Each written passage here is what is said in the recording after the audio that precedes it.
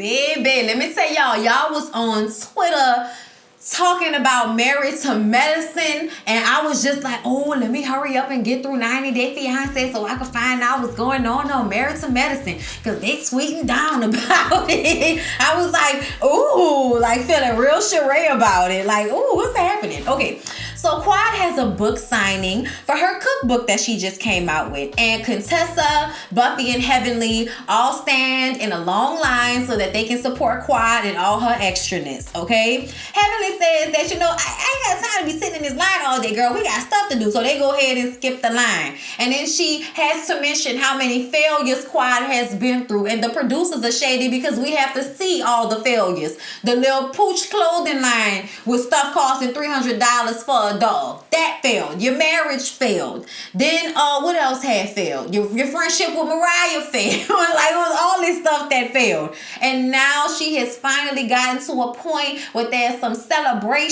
and her finally winning, okay? Not failing, but getting through the failures and getting to the win. Hallelujah. Quad gets emotional and almost cries, but Heavenly tells her we ain't got no time for them tears, girl. Come on now and sign these books, okay?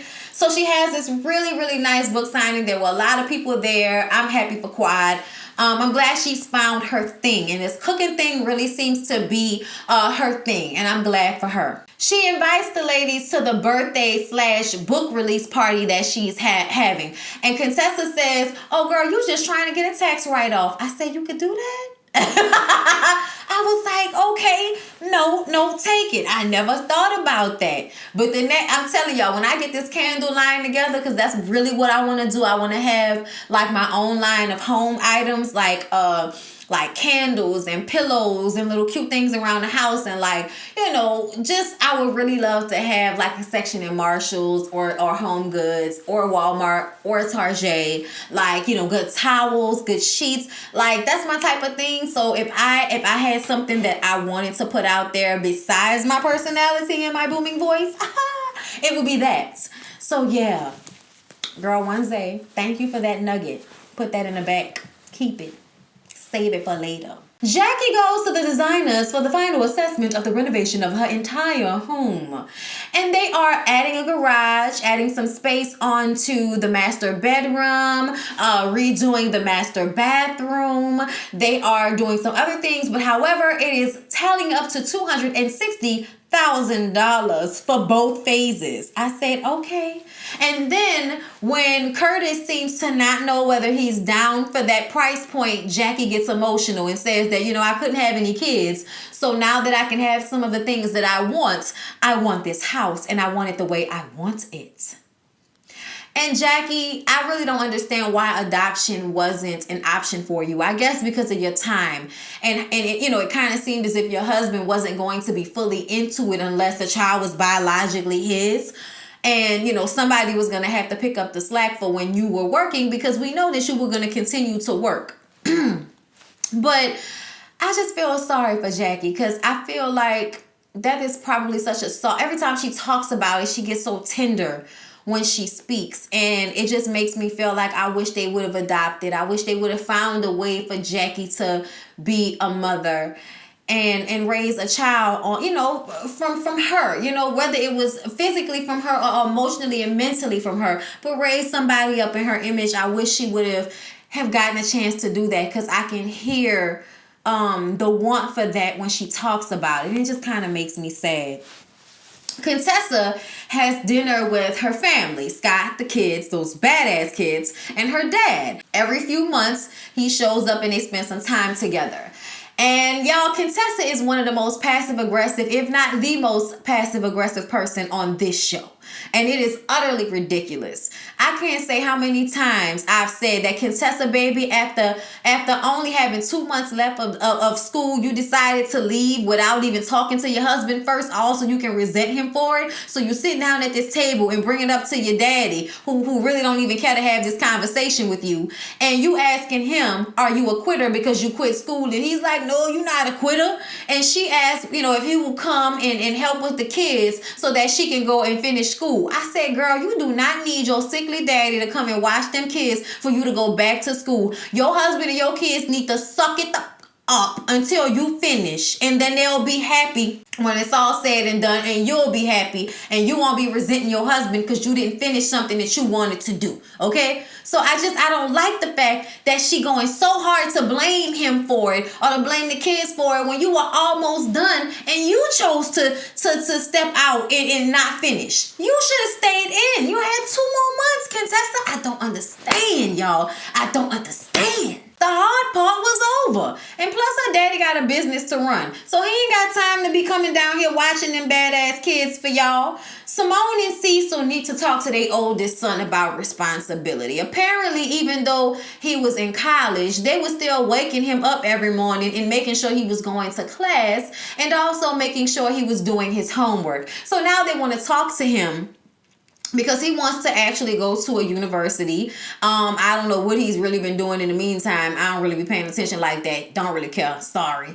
But all in all, he wants to go to a school. He feels like he's gotten, the little time off out of his system. He feels like he's ready and he can be more focused when he goes back to school.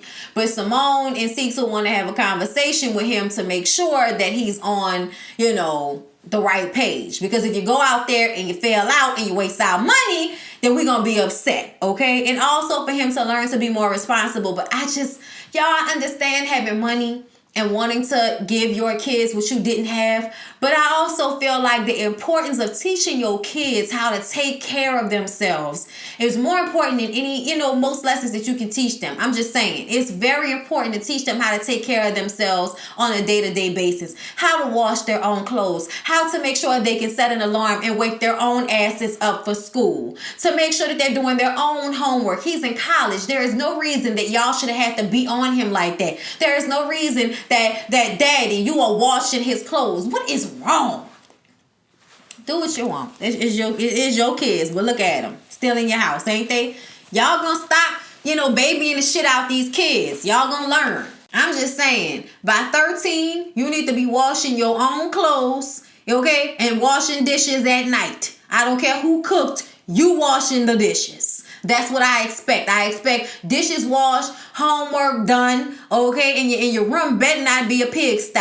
And on the weekends, if you plan on doing anything, you better know this house better be clean before you plan on going anywhere, okay? Now, that's if I ain't got enough money to pay for a maid or somebody to come and clean the place up like I really like it. But he will be responsible. He or she will be responsible for their bedroom and the bathroom that they use, because you're going to learn how to clean up before you leave this house. You ain't going to go and be no nasty, funky adult after you done left my house. That's just not going to happen, okay? I'm sorry, y'all. I have so much pride in being clean. Contessa takes her dad to Heavenly's dental office so that he can get his teeth fixed. It is, a big thing for her to be able to help him, get that fixed up, because his drug use shows on his teeth. So she wants to try and get that cleaned up so he doesn't have to see that every time he looks at himself. And so she don't have to see it every time she look at him.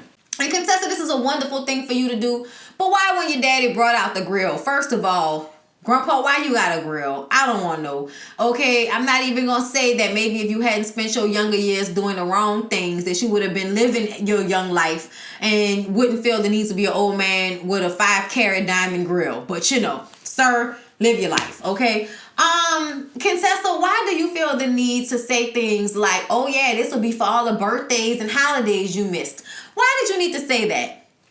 Didn't you forgive the man? What's going on? You know what I'm saying? That's what I'm talking about. Passive aggressive. Okay? But the teeth look a little big, but they look nice. Okay? Moving on. Quad gets to the venue for her birthday book release celebration. It's very beautiful. She has the girls dancing in the ring. She's got Stormy, the DJ. Hey, what's up, Stormy girl? And then she's got the dancers with the butterfly wings, and all the food being passed around is food from her cookbook. She wants to make sure that the food is good, that it's warm when people get there. Just making sure that everything will run smoothly for the beautiful event that she has planned. Go ahead, quiet girl. That party was so nice. So Toya's 2-story closet is done, and Eugene is working out, walking up and down the stairs to talk to Toya. Something about she want him to knock when he come in. Girl, go on somewhere with this, okay? So y'all, Toya is worried about looking like she's stabbing Mariah in the back by going to Quad's event because she knows that Quad didn't invite Mariah. Toya, don't get in between that. Just like Eugene told you, do not get in between that. Y'all want Quad to support y'all when y'all have things going on, then you need to go and dress in your little off-white and support her. That's it. That's all. Don't worry about what's going on between her and Mariah. Because when the show first started, it was you and Mariah about to throw each other into a pool. So, yeah, Toya, let it be. Mariah and her family are celebrating Ramadan, and Mariah invites some friends and family from her side. So, things got rather African-American up in there, all right? And Mariah says that, it's so important to have real friends and family that she can trust by her side after the whole drug accusation thing. Y'all know Quad started that. And then her sister says, I don't know why you ever hung around with her, because she always been a hoe. That's what she always been. I said, oh Lord, now she always been a hoe. I cannot. Oh Lord, but wasn't you a bridesmaid in her wedding? Oh, okay then. You was friends with a hoe. So I wonder, birds of a feather? Maybe?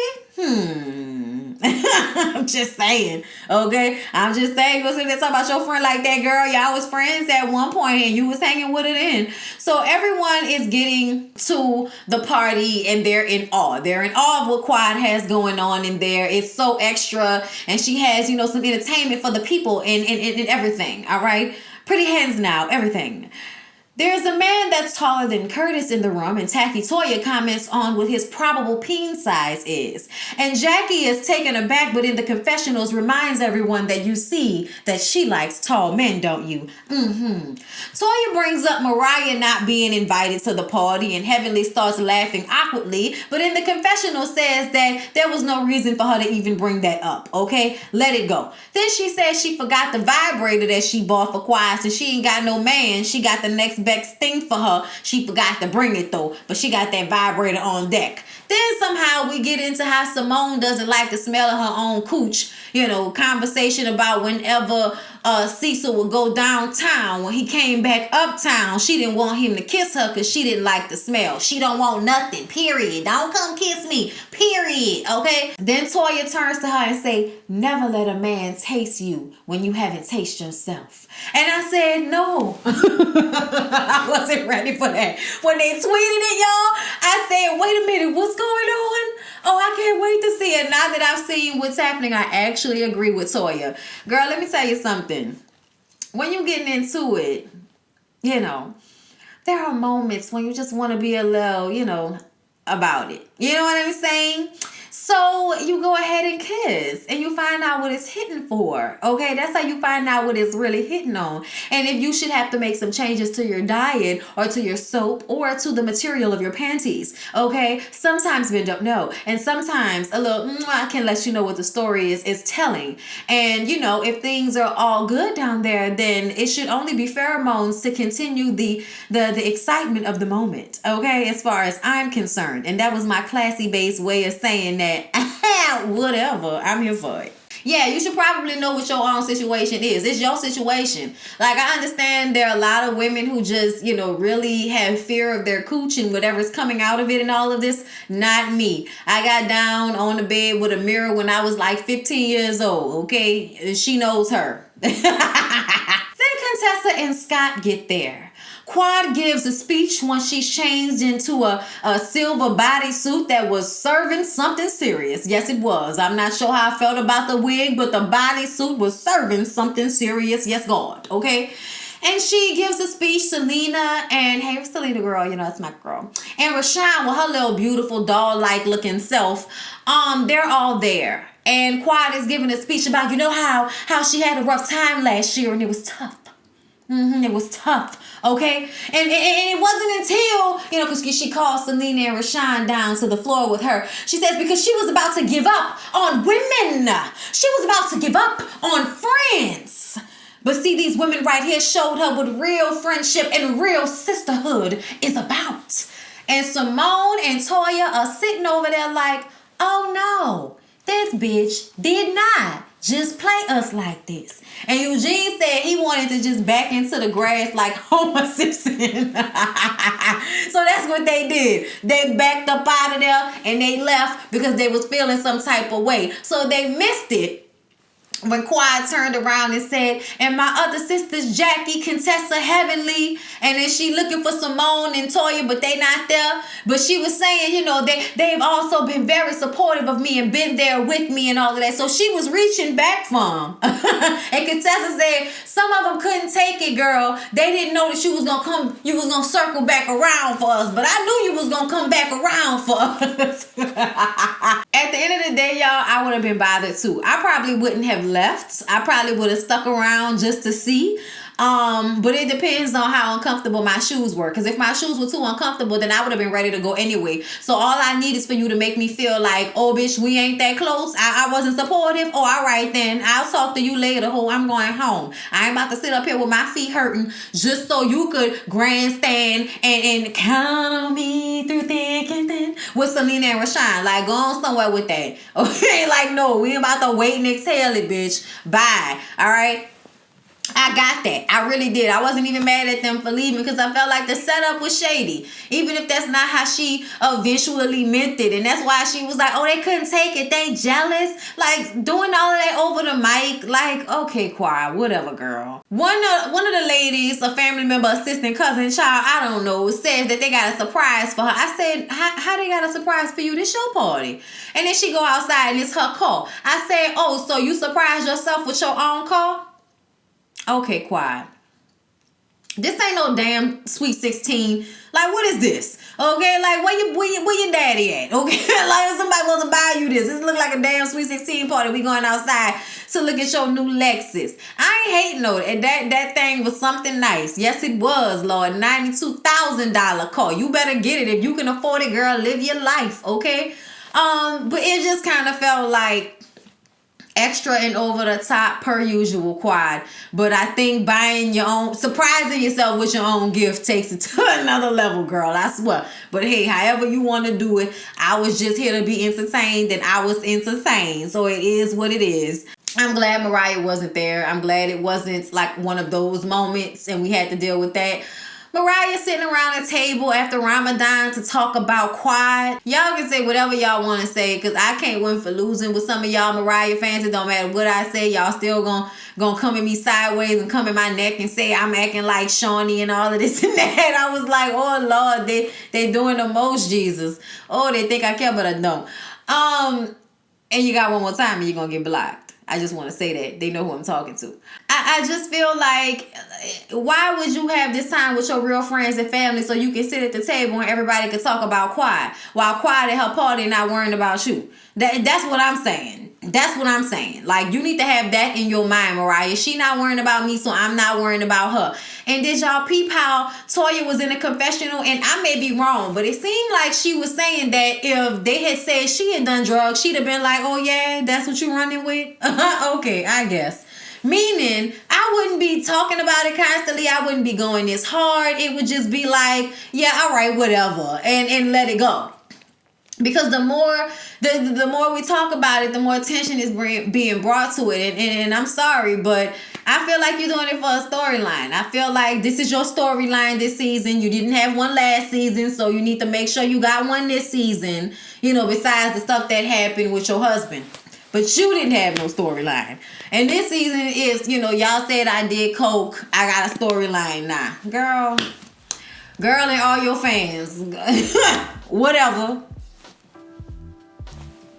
Shit. She did it. She didn't do it. Whatever. I don't care. All right? Like, it don't matter. This is a reality show. Don't nobody care. Like, you did it. You didn't do it. Whatever. But for you to keep talking about it, that's bringing more attention to it than her saying it at the reunion or Jackie saying it on episode number 1 of this season. What episode we on and we still talking about this and you the only one that's constantly been bringing it up? Girl, whatever. That's my review. Please don't forget to like, comment, and subscribe to my channel if you have not already.